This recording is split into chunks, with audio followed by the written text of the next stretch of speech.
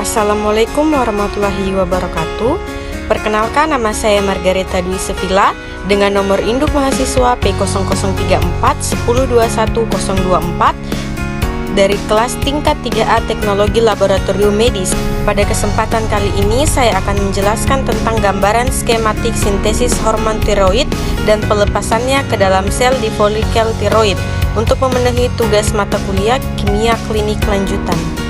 Langsung saja, pada tahapan pertama sintesis hormon tiroid, yaitu penyerapan yodium, di mana di bawah rangsangan TSH, hormon perangsang tiroid yang diproduksi oleh AD hipofisis yang melakukan aksinya dengan mengikat reseptor TSHR terletak di baso sisi lateral tirosid.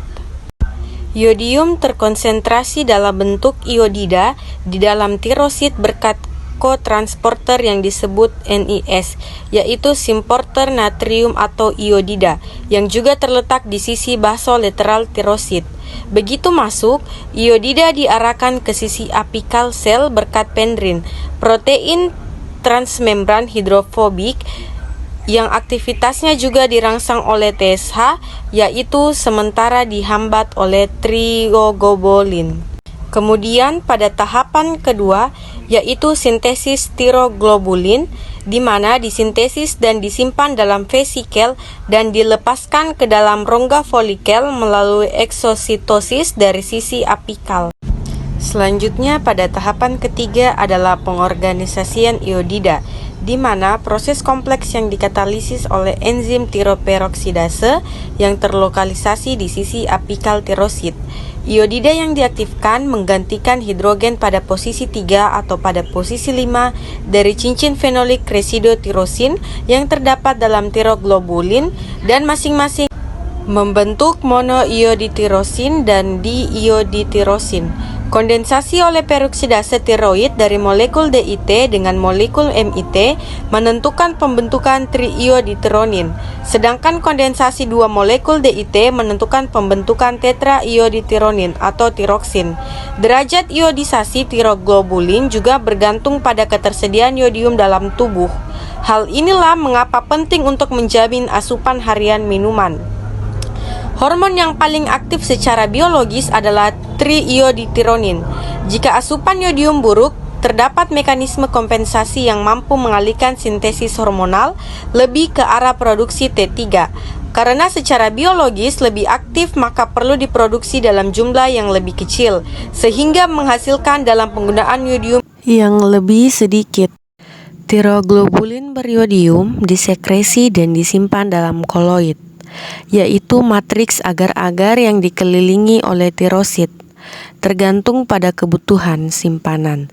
Tiroglobulin beriodium ini akan diserap kembali melalui pinositosis dari sisi apikal tirosid dan kemudian diarahkan ke lisosom dari tirosid yang sama untuk diproses secara enzimatis, membentuk hormon tiroid T3 dan T4 yang siap dilepaskan secara sistemik melalui sisi basal dalam proses yang disebut reabsorpsi proteolitik.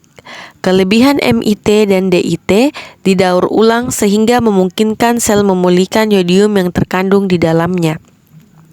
Setelah disekresi, hormon tiroid bersirkulasi dalam darah, terikat dalam keseimbangan fisik kimia yang sempurna dengan protein transportnya masing-masing, yaitu tiroksin, albumin. Hanya sedikit saja yang beredar bebas, disebut free T4 dan free T3. T4 gratis hanya mewakili 0,02% dari seluruh T4 yang ada, sedangkan T3 gratis mewakili 0,3 dan T4 adalah jumlah hormon tiroid yang bersirkulasi secara bebas. Mereka mewakili fraksi aktif hormon tiroid, yaitu hormon yang bekerja langsung pada fungsi organisme.